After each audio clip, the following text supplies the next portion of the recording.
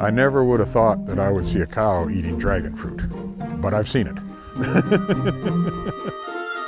In the last year, we've fed approximately 50,000 tons of French fries, which is a number that kind of blows my mind. It's perfectly edible food that for one reason or another, consumers don't like the look of it.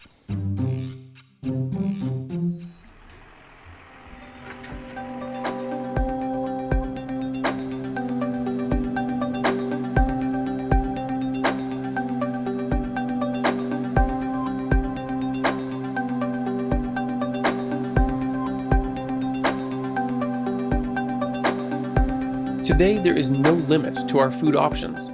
We can get it fresh, frozen, drive-through, delivered right to our door, diet-specific, and from every cuisine around the globe. Food has the capacity to sustain lives and lift nations out of poverty. It can heal the sick, add joy to our days, and build memories, connections, and traditions. So why are we letting so much of it go to waste? In Canada, 58% of the food we produce is lost or wasted every single year, with the majority of our food waste ending up in a landfill, along with all the resources it took to produce it. When that food rots in a landfill, it produces as much as 20% of Canada's methane emissions. Our global population will grow to 9 billion people over the next 50 years, and we'll need to feed that population using the same or fewer resources than before. So how do we, as individuals, play a role in creating food security and sustainability for ourselves and for future generations? Dr. Robin White, an assistant professor of animal and poultry sciences, has published research on the role of ruminant animals in North America's food systems. Our current agricultural system fails to meet the needs of our current population on a global scale. We have documented challenges of hunger both in developed and developing countries. This challenge of food distribution and food equity, those are major issues, as is this issue of food waste. The issue of an equitable food system is going to take a global approach, but food waste is something we can all actively change and improve. Let's take a look at where waste happens in our food chain. Food loss occurs before the food reaches the consumer as a result of issues in the production, storage, processing, and distribution phases. Food waste refers to food that is fit for consumption but gets discarded at the retail or consumption phases. In other words, everything we do to reduce food loss and food waste leads to less pressure on the planet, greater economic opportunities, and more food available to everyone. We're not trying to just do one thing. We're not trying to just meet the energy requirements of the entire global population, or just meet the protein requirements of that population, or just focus on reducing environmental impact, right? We have to simultaneously accomplish all of these objectives. The system within which we grow food is complex, and the human biology, which we are trying to sustain, is equally complex. We need to embrace the complexity, because within that complexity is where there's tremendous opportunity. It is said that the highest value of food is maintained when it's consumed by humans. So in Canada, we use something called the food recovery hierarchy to help prioritize different actions that organizations can take to prevent food from being wasted. While this often involves working in partnership with local food banks, it can also mean embracing and building on concepts like upcycling, such as using low-valued foods or food processing byproducts to generate new food products like animal feed. We have a deal with a wholesaler, and this is their produce that, for one reason or another, doesn't make it to the grocery store. We've been getting between 25 and 50 tons a week. There's everything in there. There's peppers, there's fruit and vegetables, and mostly potatoes, probably 80% potatoes, which have been fed to cattle for years. We're doing our little bit to make sure it's not actually wasted. Like many Canadians, you probably had no idea that farmers and ranchers like Bob upcycle food waste as high-quality feed for cattle. Historically, feedlots started up because they saw that there was a need to take ingredients that weren't making it into the human food chain and They can be repurposed and fed to cattle, upcycled to make protein. Ruminant animals can take feed products, which humans either cannot or will not consume, and convert typically, fibrous or high carbohydrate feeds into this really high quality human edible source of protein and micronutrients. That's a really exciting place for ruminant animals in this challenge of feeding the growing global population.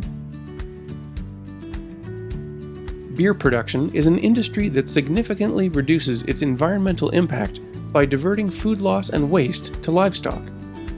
Over 75% of the malt barley grown each year fails to meet the quality criteria for beer making, but can be used for cattle feed. What would otherwise be considered as food loss and sent to a landfill is instead turned into a feed source. On the other end of beer production, the malt barley that does make the cut to be used to make beer isn't used up completely. After beer has been produced, the byproduct from the brewing process is a mash mainly made up of malt barley grain husks and seeds. The grains that we use are typically malted barley, but we do use a host of other malts and grains. It's going into our system where we get to extract the sugars that we need to feed our yeast for fermentation. Once we're done with that, there's still a lot of feed value left in the grain, but it's not something that we can use, so we take it out and then give it to local farmers. This mash, called brewer's spent grain, makes up 85% of all waste from beer production. Fortunately for breweries and beef farmers alike, brewer's spent grain is a nutritious feedstuff for cattle. Just one brewery in Alberta estimates they produce around 5,000 kilograms of brewer's spent grain per week that is then fed to local cattle as part of a high-quality diet. This is just one example of many of how cattle take low-quality protein that is inedible to humans and transform it into high-quality protein for human consumption.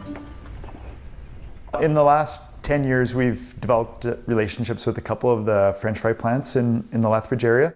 Quite often it's potato peelings, it is like a potato mash that comes out of the plant, and often it's just straight French fries or hash browns or something like that. So we feed it in a balanced ration. We work with our nutritionists to make sure that it meets all the standards for high quality feed for animals. The cattle performance is excellent with it, the health is great, and it's a really cost-effective way of feeding our cattle. For us, a culled carrot is anything that's crooked, deformed, it might have a bug mark. We do donate quite a few to food banks, but they can't use up the volumes that we have. If a crooked carrot is in the bag, the consumer won't buy that bag. They think they will, but when they actually go to pick up a bag off the shelf, anything that has that crooked carrot or something that doesn't look just right, people won't buy it. When you go down that road of vegetables, crops, and cattle, we have a living example on our farm of exactly that. So we grow sweet corn. The sweet corn goes to the plant, gets processed. We take back the husks and the kernels and the ears that are discarded, and we feed that back to the cattle. The manure comes out of the cattle, goes onto the field, fertilizes it for next year's crop. So the whole system just works really, really well. It's hard to quantify the total amount of food loss and waste that is diverted from landfills as feed for cattle, but research conducted in the US estimates it at 43 billion kilograms. That's the equivalent of around 195 cargo ships of food loss and waste fed to cattle each year. It's an improvement in efficiency because we're not wasting those products. We're repurposing them for use in animal diets. That recycling or upcycling utility of ruminant animals is really a global societal good. It's ensuring that we're able to meet the requirements not only of those people around us and in our immediate communities and families, but that we're also making efficient use of crop and animal source foods that are produced worldwide. While a significant amount of food waste and food loss can be upcycled by cattle, The ingredients and types of foods are regulated and approved by the Canadian Food Inspection Agency to ensure both the health of the animals and food safety. The global community has set its sights on targeted methane reductions in a big way over the next decade, with many countries aiming for a 30% reduction in emissions by the year 2030.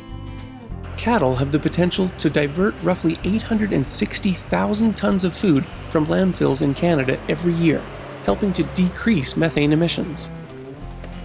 But are we getting ahead by using a methane-producing animal to solve a methane problem?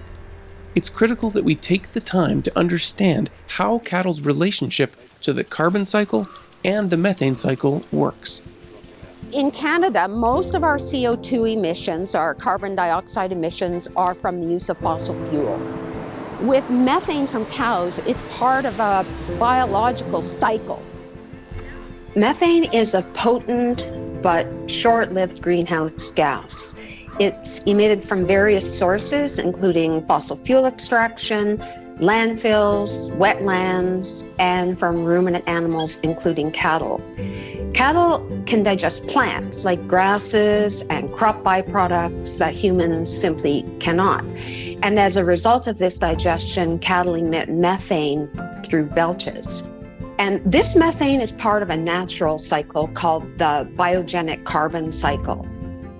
So plants trap carbon dioxide from the atmosphere during photosynthesis. Cattle eat these plants and emit methane into the atmosphere.